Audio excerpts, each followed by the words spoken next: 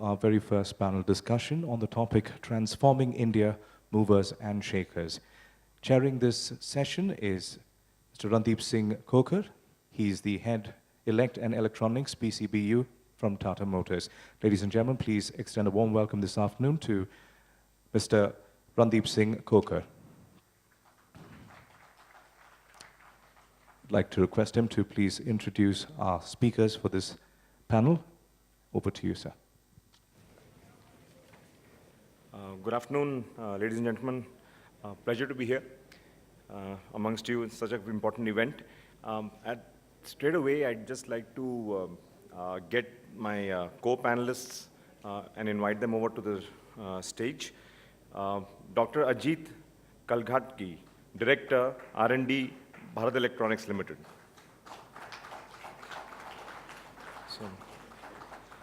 Mr. Ashok Mukherjee, he is the chairman of Sonodyne. Ashok, please join us. Dr. Suket Singhal, who is the country head based in the United Kingdom as well as in India, in Udaipur, from Secure Meters. Welcome, Suket.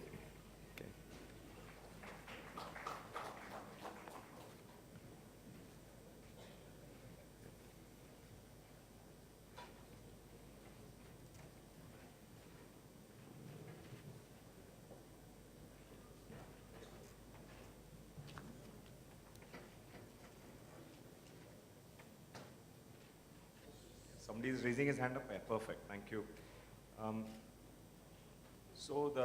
to the first panel discussion. I'll be moderating the session, and certain do's and don'ts I'd like to mention at the outset itself. The structure of the next 1 hour's discussion, the panelists are going to introduce themselves. They'll take about a minute each.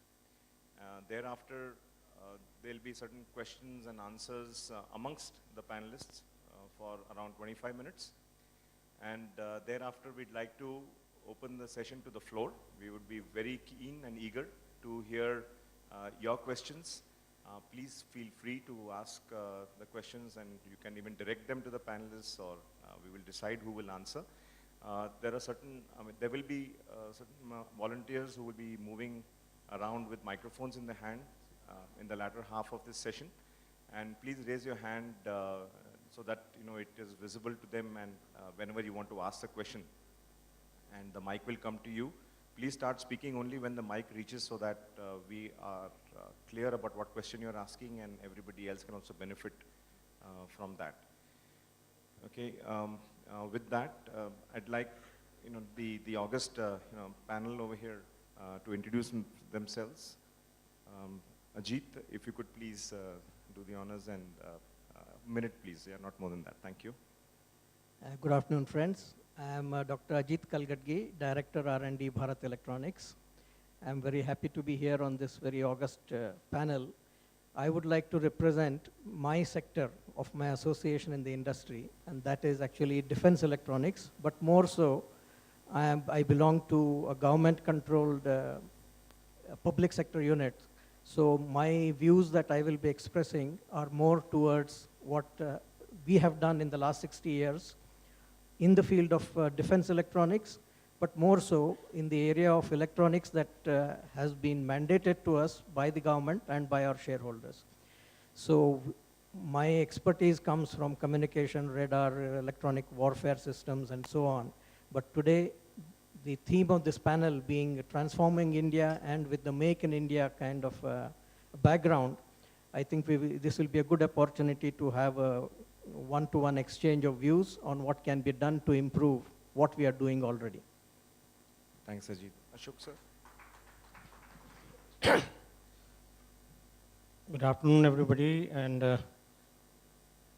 it's really a privilege to be here. I come from Calcutta.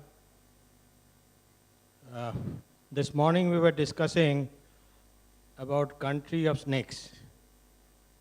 Some time back, that is what we were known on, and I tell you my own experience. First time in 1972, when we were displaying our products in Berlin exhibition, buyers did not come, but a lot of children came, and then they said that how come country of snake charmers and cows loitering on the road are making stereo amplifiers and things like that. And then they tapped on my amplifier and played like talbla, and of course I didn't have any business. But following year, it was 1974, after the India had this atom bomb trial, then the scenario changed, and we could do some business. So what I'm trying to say, that we are definitely moving forward, and particularly in my sector, which is a consumer electronics, we manufacture very high-end audio products. We have two factories, one in SEZ Mumbai and one is SEZ Falta.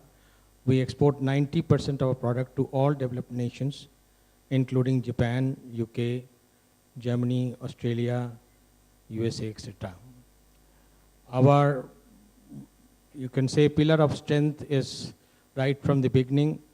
We believed in making products only which must be suitable for exports. And so we didn't make any product particularly designed for Indian market. We always made product which is suitable for exports. Thank you, Ashok.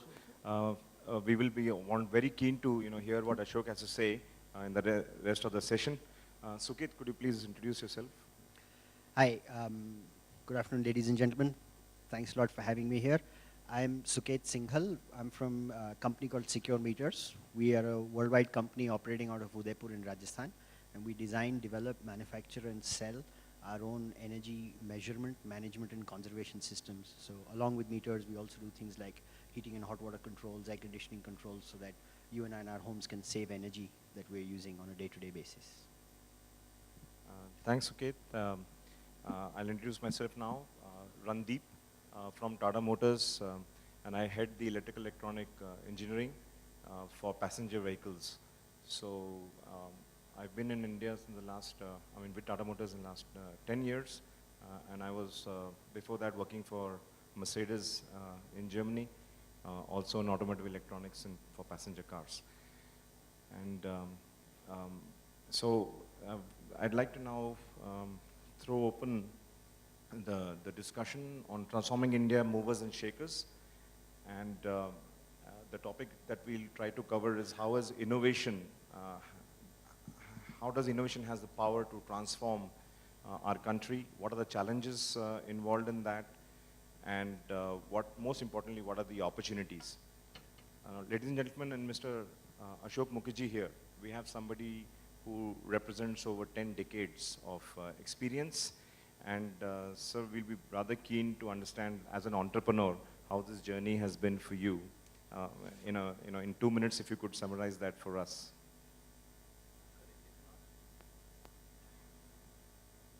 Not 10 decades, 4 decades. Okay, 4 decades is a long time. Anyway, that's a good compliment in the sense that, yeah, that's what I was trying to say, that our journey, we could survive for more than 4 decades is primarily because our company is innovation driven, and we have a very strong R&D team to transform our innovative products into complete products, and which is backed by a very, very efficient and well-equipped manufacturing facility, both in our factory in SEEPS as well as Calcutta. Now, in the consumer electronics, particularly high-end audio, we have to compete with the best in the world.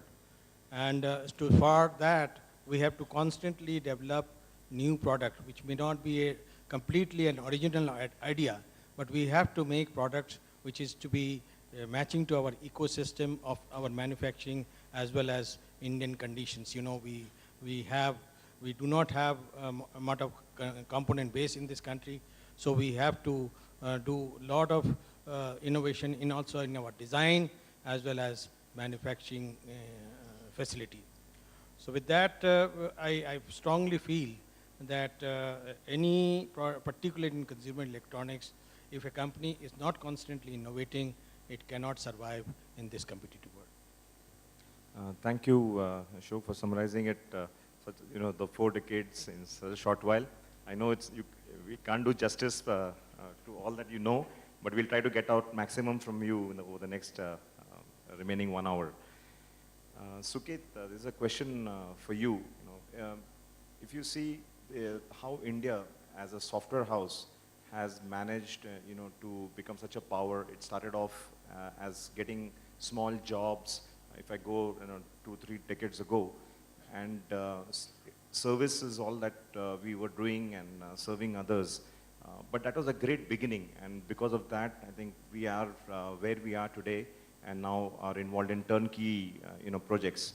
Do you see something similar also happening from the hardware perspective? Yeah, thanks a lot, Randeep.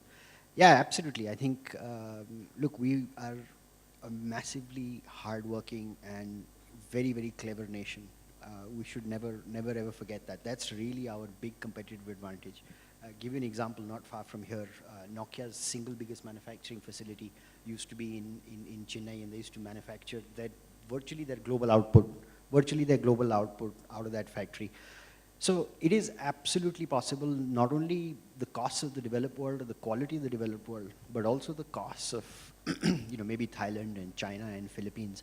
It's possible for us to match that, because not only in product design and IT software service design, which we've proven, but even in manufacturing techniques, in production process engineering, time and again we've proven that our innovation allows us to eke out a little bit of extra throughput, a little bit of extra quality, which some of the others in the world struggle to do. I think we just have to, as a nation, take the jump and do it. Unfortunately, manufacturing isn't a very sexy subject for graduate engineers who come out. They'd all rather be in the design and development phase. But it's critical for the next 25 years for us to make that jump. And I completely agree with Ashok. There was a slide from Intel just in front of me which said, "Make for India, make for the world." I disagree with that, and I completely agree with Ashok. If you make for the world, you make for India. There is absolutely no reason why we and our countrymen should see a different level of product than the rest of the world does. We're capable of meeting the cost points and the price pressures of our country using absolutely globally competitive products. Great. Thanks, Suket, for that.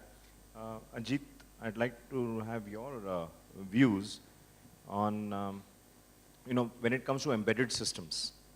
On one hand, hardware and software, is both of these playing a role together towards the end product. And software has been India's forte. Hardware, we are seeing a ramp up happening. What are your views? Will we get there? Right. So let me respond it like this. We are, as a nation, recognized for our skills as well as capabilities in generating revenues, as well as intellectual property rights concerning software.